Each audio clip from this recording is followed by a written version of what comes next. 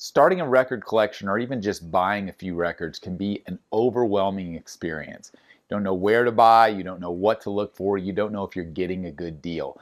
This can all be a real detriment to those looking to get into the hobby.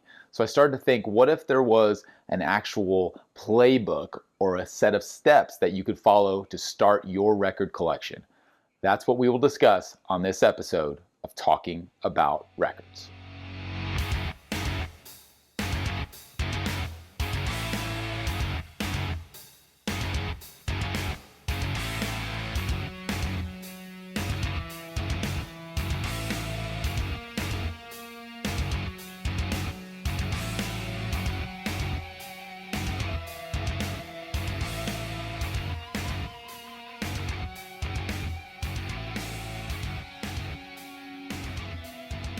My name is G.I. Sanders from NTX Vinyl, a small chain of independent shops in the Dallas-Fort Worth area. If you're not local but you're in the U.S., you can shop online at ntxvinyl.com and would love it if you'd subscribe to our channel on YouTube and follow us on Facebook and Instagram. All right, let's talk about how to start a record collection in 2022. This is a topic that I get asked about a lot in many different shapes and forms. Most of the times it comes from people who are kind of see what I do and they know that I'm really into records, and they ask me like, how do you even get going with that? Like, it kind of interests me. I'm a big music fan. I listen to music all the time, and man, it would be interesting to own a few records, right? And so it got me thinking, like, what's the best starting point? What's a way for someone who has no context, who has no experience, and they just want to get going? They want to give it a shot. They want to see what the experience is like. And so I started thinking about that and thought, man, maybe one of the best things to do is come up with kind of a step-by-step guide so people have rules to follow. Because a lot of people need some guidelines. They need some direction. And that's what I came up with. The only context is I'm going to make an assumption that the person already has a turntable. So maybe they got gifted a turntable, maybe it got passed down to them, or maybe they know they're going to go spend a few $100s on a decent turntable. So put the turntable aside as a starting point, and let's talk about the actual act of how you should start collecting the records. Step number one. This seemed like the best starting point to me personally, because for me, it's all about the music. I would say the first thing you should do is, if you're diving in and you want to start collecting records, is make a list. Make a list of the top 20 albums, or maybe top 30 albums. You can go bigger than that if you want, but you don't want it to get overwhelming. The albums that you love the most. So don't overthink it. Just get a piece of paper, get a pen, just start jotting them down. Albums that you love, the ones that come to mind right off the bat without having to do a lot of research. Don't go to Google, just stream of consciousness. Just start writing down albums that you know you love. They can be old, they can be new, it doesn't matter. Just come up with that list.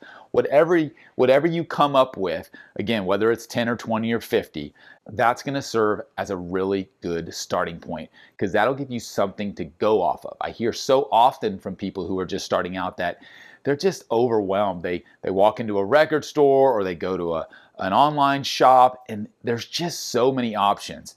There's so many different genres. There's so many different eras of music, different styles. And it all boils down to, like, what do you gravitate towards the most? There's, thousands, millions of albums out there. But if you're thinking about a starting point, again, just focus on the ones that you love the most. Because if you want to get a taste for what the vinyl experience is like, what it's like to actually listen to records on a turntable and be really consumed with that, I think the best way to go about that is to really focus on those albums that you have history with, that you have memories with, because that's going to give you a great starting point for the experience, and maybe turn it into something that sticks long term. Step number two. Now you've got your list, but you got to figure out which of the albums on that list even exist on vinyl. Believe it or not, that's a real thing. Not only if they exist, but if they're actually attainable. The best starting point for this is just go to Google, type in the name of the album, and type vinyl after it, vinyl LP. So, the Beatles, Abbey Road, vinyl LP. It'll pop up everywhere, right? Maybe you've got some more obscure albums on your list, and maybe some of them don't pop up that easily. But as a generalization, most of the times when you pop in artist, album name, vinyl LP. Something's going to appear in Google that will give you a hint whether or not this exists on vinyl. You'll see links to buy it at independent shops, at big box shops. I'm not saying to click and buy right away, just saying get an understanding for your list and how many of those actually exist on vinyl and are actually attainable, because there are some that may be rare, out of print, and maybe, you know, hundreds of dollars, which is probably not what you want to do as someone who just wants to get your feet wet in this. So again, you've got your list now. Now you want to whittle that list down and say, okay, which of these are actually attainable? So if you started out with a list of 20 or 30 albums, maybe you're ending up with a list of 15 or 20, hopefully, that you think, based on what you're seeing of some basic research online, that, you know, you've got a pretty good shot at actually buying, because the prices don't look too crazy, right? And I don't think that's out of the realm of possibility. Again, most popular albums, popular music, will be available these days. Not all, but as a generalization. So again, step one is to create that list, and step two is learn a little bit about that list to see if those albums actually exist on the vinyl format. Step three, got your list, you've whittled it down to the ones that you think you've got a pretty good chance of owning on vinyl. My recommendation from there would be to walk into a local record store. I think that's a great resource for most people. I'm not saying everyone has that, and I'll talk about kind of a backup option, but your local record store should be a resource. You should be able to walk into the record store, try to walk in not during peak hours probably, but walk in, talk to someone who works there, show them, say, hey, I've got this list. You know, I'm looking at getting into collecting vinyl, at least starting out and experiencing it. Can you help me look at this list and make some educated choices based on what I have already learned of what's actually available on vinyl? They will, hopefully, if they're doing their job properly, point you in the right direction and tell you, yes, these albums here, these are readily available. You should be able to purchase them new. Go right over here and you can check them out. Or these ones here, a little rarer, probably, you know, they haven't been reissued. They might be out of print. They might be a little harder to find. You might check our pre-owned section. That's the case. So again, tap into your local resources, walk into your local shops. If you've got more than one, visit as many as you can and learn. Learn from the people who have been doing this for a long time. That's very important. So what if you don't have a local shop? What if you don't have anything around you that sells vinyl except for maybe a big box, which obviously isn't going to help you in regards to education?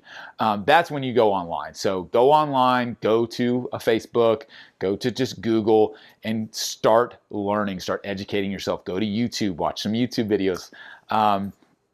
And that will give you, again, a leg up into understanding not only which are on your list or on vinyl, which are attainable, but which are the ones that you can pick off. Where's the low-hanging fruit? Because again, if I'm looking just to dip my toe into something, I don't know if I'm going to commit to this and collect records for the next many years or the rest of my life, right? I'm just looking to get my feet wet. In that case, you want to go after the low-hanging fruit. You want to, if you've got that list of whatever 20 albums, if you can pick off 5 or 7 of those over the course of a few weeks or something and give yourself a taste of what this is all about, I think that's a big win. So again, step 1 is curate that list. Step 2 is do a little bit of research and learn about what exists on vinyl. Step 3 is visit that local shop. That will get you a little bit deeper and a little bit closer to understanding what you should actually go after with your credit card. Step 4, you've got your list, you've done some initial research, you've got an understanding for what exists on vinyl. You've hopefully talked to someone in person or maybe online that's giving you some even more direction as far as which ones you should go after. And now's the time where you got to dive a little bit deeper and do the in-depth research and figure out which pressings to go after, which year should you buy a certain album. It doesn't matter if it's from a certain country, right? These are all things that are getting into the minutia, but they're important, right? When you were in your local record shop, they may have recommended some to you right then, which is very, very helpful, and hopefully that does happen. But if not, you can do this on your own. You can go to Discogs, which is short for discography. It's an app and it's a website, and there is a plethora of information there for you. It can be a bit overwhelming, but you got to get your feet wet somewhere. So I would recommend going to Discogs and putting in the album, doing a little research and figuring out what's the difference between a lot of the pressings? A lot of it has to do with just when it was made. You know, if it was pressed in 1970 versus a reissue in 2020, right? You can make some distinction there. And the reviews are critical, not only on Discogs, but you can do this on Amazon, you can do this on eBay, you can do this on pretty much any online marketplace. And you can go in and start to learn the differences between the pressings, the years, the variants, and all those different things. Try not to go too deep. Just get a taste. Like, that's a very important tip here, because I feel like a lot of people get 2 steps into this process and automatically just freak out and get overwhelmed. So try not to get yourself buried in the minutia. Like, just stay top level, get a basic understanding, like I mentioned in the first couple steps. But on this one, again, you're getting close to buying here, hopefully, if you didn't already buy at your local record store or online. But again, I think Discogs is a great resource. Also, another great resource, I mentioned eBay, but eBay can be tricky. You don't want to go to eBay and just search an album title and look at all the buy it now prices and think, oh, this is what this album goes for. You need to actually filter it by what has sold on eBay. Don't be fooled by buy it now. Anybody can put up an album or anything on eBay and stick a price on it. That doesn't mean that's what it sells for. That just means that that's what their asking price is, right? So go to eBay, search for your album, go to the filter option, and go to sold items. That will show you what's actually sold, similar to on Discogs, to where you can go on a specific album, a specific pressing, and you can see what has recently sold by date. And that's very important because things do fluctuate in value. So step 4 is all about understanding value, understanding price, and understanding variance within a certain album, right? But again, just stay top level, try not to get too buried in the details, and just get a little better understanding of what you're dealing with. Now that you've got your list and you've got some education, take one step further, go a little bit deeper, and just try and grasp a little bit of what the differences are between all the different pressings of those albums you love. Step number 5, and this is a very important one, and honestly, I really struggled with whether or not to put this one first, and that is to set a monthly budget. So here's my thinking. I could have started out with set a monthly budget, but that's really hard to do if you don't have any understanding of what records cost, right? Like, you could have set a monthly budget of $50, and then you realize by the time you get to step 4 that, oh, I'm only going to buy like 2 records this month or 1 record this month based on what my list is. And maybe that's a little discouraging because you're like, man, this is going to take me forever to get into this hobby, right? So that's why I put the budget last, because I think you got to educate yourself first. You got to get an understanding for what this hobby is. You got to get an understanding for what records cost in general, pre-owned versus new. And when you go through steps 1 through 4, you'll get a little bit of that along the way. You're not going to be all knowledgeable about the hobby, but you've got a glimpse into what it takes. So now at the very end, you can go, okay, now I kind of have my bearings. I know what this is all about on a surface level. I think a couple $100s a month is what's right for me. I've spent about the same on my turntable, hopefully. Got something not very low end. Maybe I've spent $200-300 on a turntable and a powered speaker or something that gives you a nice taste of what this could be. Then you can set your budget accordingly and you can live off of that. So now you can go, okay, I've got my list. I've educated myself. I understand what I should basically be looking for in regards to these 20 albums. I'm going to set a limit of $250 a month or $500 a month or whatever it may be based on your situation economically. And then you've got a goal. Then you've got a path, right? You can go, all right, my budget is this. I'm going to compare it with the albums, and each month I'm going to pick off 3, 4, 5 albums or whatever I can afford based on the variants I find and based on what's available to me, right?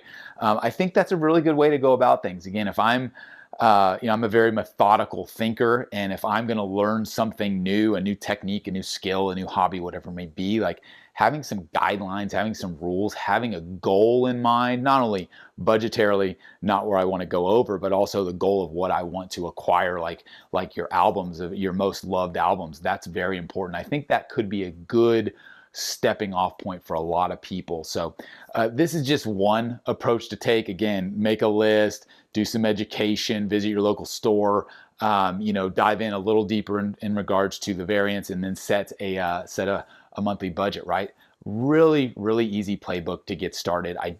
I hope that's not overwhelming. I think most people could look at this and understand, like, yeah, that seems like a good path. It's not the only path. There's a lot of different ways you could approach this. You can get really creative in regards to how you would want to kick off starting a record collection. But for me, I was trying to think of a really foolproof way to give someone a taste based on the music they love, give them an experience that would potentially turn them into a vinyl collector long term. I think that's what I'm always thinking when people do ask me, like, where do I get started? I'm always thinking, like, well, what's your goal here? Are you just trying to get a taste and see what it's about? Or are you potentially trying to get a taste because you think it may become something bigger and may become part of your life and the way you actually consume music, right? So that was my kind of mode of thinking of coming up with 5 steps on how to start a record collection. So really appreciate the time as always. Stick around the channel. I've got a lot of other educational content that hopefully you'll find useful if you're watching this and you are a new collector. Thanks as always. This has been another episode of Talking About Records.